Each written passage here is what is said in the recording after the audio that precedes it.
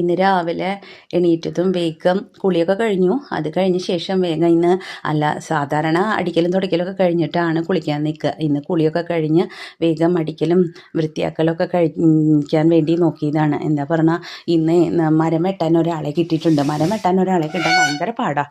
അപ്പോൾ ഇന്ന് ഒരാൾ വരാൻ പറഞ്ഞിട്ടുണ്ടായിരുന്നു. അപ്പോൾ അയാൾ വരുമ്പോഴേക്കും അടുക്കളയിൽ നമ്മുടെ അടിക്കൽ തുടയ്ക്കൽ പണികളൊക്കെ കഴിച്ച് വെച്ചാൽ എന്തെങ്കിലും നമുക്ക് ആവണ പോലെ ഹെൽപ്പ് ചെയ്യാൻ കൂടാലോ എന്നും വിചാരിച്ച് വേഗം അകമൊക്കെ വൃത്തിയാക്കിയിട്ടും അടിക്കുക തുടയ്ക്കുകയൊക്കെ ചെയ്തു. അപ്പോൾ കുറച്ച് തുണികൾ ഇന്നലെ വൈകിട്ട് ഉണങ്ങിക്കഴിഞ്ഞിട്ട് അങ്ങനെ കൊണ്ടൊന്ന് സെറ്റ് ചെയ്തിട്ടതാ. പിന്നെ ഇന്നലെ രാത്രി കുട്ടികൾ വിളിക്കലും കാര്യങ്ങളൊക്കെ ആയപ്പോൾ പിന്നെ അതൊന്നും മടക്കി വെക്കാനുള്ള നേരം കിട്ടിയില്ല.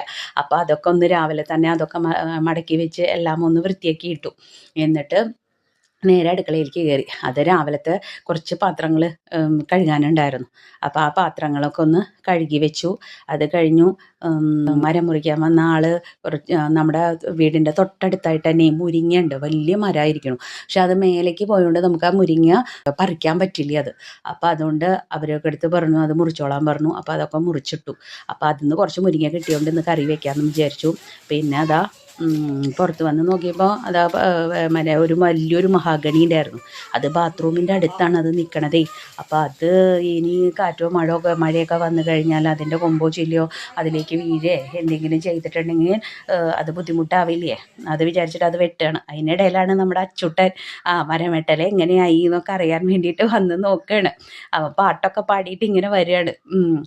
അച്ചച്ചാ എന്നൊക്കെ വിളിക്കുന്നുണ്ട് സുന്ദേട്ടനെ. എന്നിട്ട് അതാ മരം വെട്ടണത് നോക്കിക്കൊണ്ട് ഇരിക്കുന്നുണ്ട്, അവിടെ നടക്കുന്നുണ്ട്. അപ്പം സുന്ദേട്ടനൊപ്പം അവരുടെ ഒപ്പം കൂടുന്നുണ്ട്. അതായത് അതിന്ന് കൊമ്പൊക്കെ പിടിച്ചിറക്കിയിട്ടില്ലെങ്കിലേ അത് ബാത്റൂമിൻ്റെ മേലേക്കോ അല്ലെങ്കിൽ മതിലിൻ്റെ മേലേക്കോ ഒക്കെ വീണ് കഴിഞ്ഞാൽ ബുദ്ധിമുട്ടാവില്ലേ, അത് വിചാരിച്ചിട്ട്. അപ്പം എനിക്ക് എൻ്റെ അടുക്കളയിലത്തെ പണി കഴിഞ്ഞപ്പോൾ ഞാൻ കുറച്ച് എന്നെ കൊണ്ടാവുന്നത് പോലെ എന്തെങ്കിലും ചെയ്യാലോ എന്ന് വിചാരിച്ച് ഞാൻ കുറച്ച് ആ കൊമ്പൊക്കെ ഒന്ന് ആ ഇലയൊക്കെ ഒന്ന് കളഞ്ഞ് ആയാനൊക്കെ ഒന്ന് നോക്കി. എന്നിട്ട് ഇതാണ്ടല്ലേ കുറേ എണ്ണം വെട്ടി കിടക്കുന്നുണ്ട്. ഒരു പകുതിയോളം മുറിച്ച് കഴിഞ്ഞു. ഇതെല്ലാം ഒന്ന് പഴയ പോലെ ആക്കി ഇടണമെങ്കിൽ ഉള്ളൊരു ബുദ്ധിമുട്ട് എന്താണെന്നറിയോ, കുറച്ച് പണിയെടുക്കാനാണ്. അതെ, ഇങ്ങോട്ട് വരണ്ട പൊന്നെ, അവിടെയൊക്കെ ഇലയല്ലേ, നമ്മുടെ ഉണ്ണി അതിൽ വീഴും. കഴിഞ്ഞതാ വീണ് കിടക്കുന്നത് കണ്ടില്ലേ.